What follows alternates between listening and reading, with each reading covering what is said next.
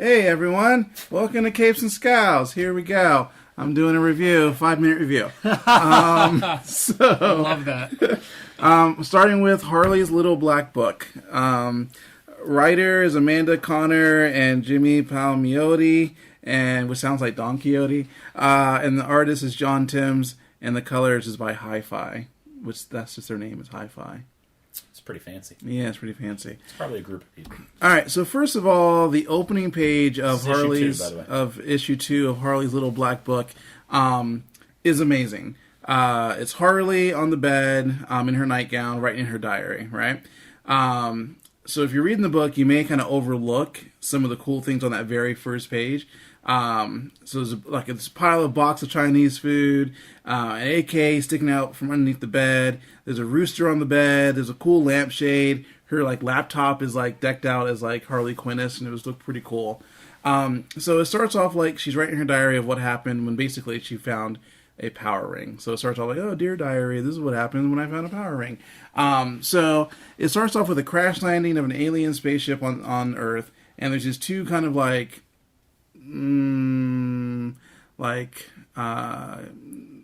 hippie kind of people watching the stars, wishing that aliens existed, and then this thing crashes.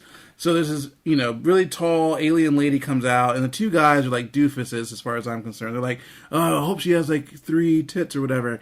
And so she comes out and she dies, but she has a box of power rings basically, and they don't know what it is. They don't know what's inside the box yet. But so they decide, let's just scavenge the ship and then sell everything on eBay. So they go to sell everything on eBay, and while they're doing that, the box opens up and 4 rings come out. There's 2 rings that are just kind of floating there free, so you can just grab it and put it on if you want to. And the other 2 like in this like kind of casing, but like energy casing, right? So they're trying to figure out how to open it. They try to smash it, they can't do it. And then accidentally someone spills milk on it, and somehow the milk dissolves the casing. A little weird. Anyways, when the 2 rings come out, they fuse together. It's just a black ring and a red ring. They anger and death. So they fuse together to become some sort of new ring. And it's this awesome looking red and black ring. Harley Quinn, be prepared. And so, so then the guys go on to sell the 3 rings on eBay. Because they're like, oh, Green Lantern ring, this is going to get a lot of money. So Harley is on the computer when she sees the eBay for the green ring. She's like, oh, this guy gets 100% rating. It's got to be good. So she goes after it, gets outbidded by this other guy who like ends up paying $200,000 for the ring. And she's like really upset, but then they emailed her like, oh, we have this other ring that's not as important. It's just red and black. And she's like, all right. And she ends up paying like $5,000 for the red and black ring.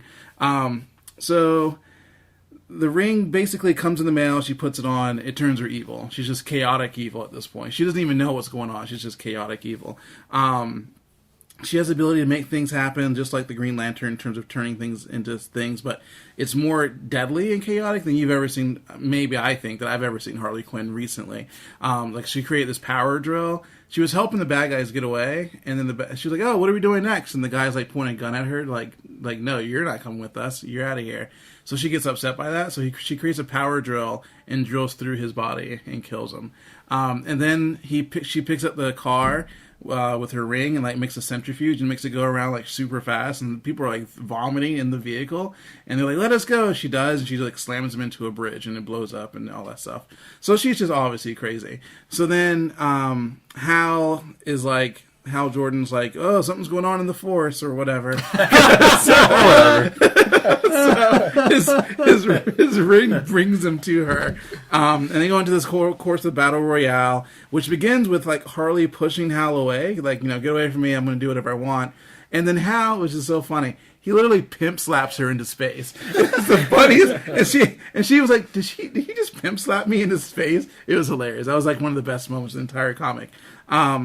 So then some Azakarian ship, which apparently if you are DC, you know what Azakarians are, shows up, takes the ring from Harley, like tries to like take it from her, eventually does, and then like slaps her off the ship. And this is the one thing I don't like. when Harley first loses the ring, she like comes to her senses, like, oh, what's going on? And he's like, oh, there's Manhattan, right? He's like, okay, so you think maybe they're just hovering in the sky. But then, like, the next panel was showing them slapping her out of the spaceship, and she's literally in space going towards Earth. I'm like, you couldn't have seen Manhattan from outer space. That's not something you do. You don't just like, oh, there's Manhattan, but now I'm in space. That doesn't work. So I really hated that. That was really upsetting that they messed that up. So anyways, and that was kind of the scaling issue I didn't like. So Hal Jordan goes to save Harley Quinn, who's just falling through space, or the sky, or both. And when he does, he gets knocked out by like a beam of light from the ship. And so he's unconscious, and they're both falling to Earth together. So she's alive, so she takes the ring off of him. Now she's a Green Lantern, and saves the day, more or less. And basically uses her ring, the Green Lantern ring, to turn to make a giant hammer, her signature weapon, and smashes the ship and blows everything up. She saves the day, and that's basically Harley's Little Black Book #2, talking about her day as a lantern. So, would you recommend people read it if they're Harley Quinn? I would recommend it. It was really good. I enjoyed the read. It was fun the entire time from beginning to end. Hal Jordan, actually, there's other things that Hal Jordan does, like when he's out of his Green Lantern suit that was in this, that was unnecessary. They just didn't need to add that, but it was good overall. Is it like episodic, like Grayson, kind of, where there's no really continuing story? It is continuing story, because throughout there's also another thing going on in the background, in the other like in-between scenes that culminate at the end. So it does continue from what happens in that part of it. Okay. Mm-hmm. Yeah, so Harley Quinn, Harley's Little Black Book #2. I would read it if you're a Harley fan and just enjoy it for what it is.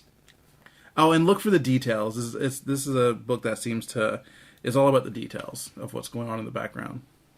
Nice. And that's it.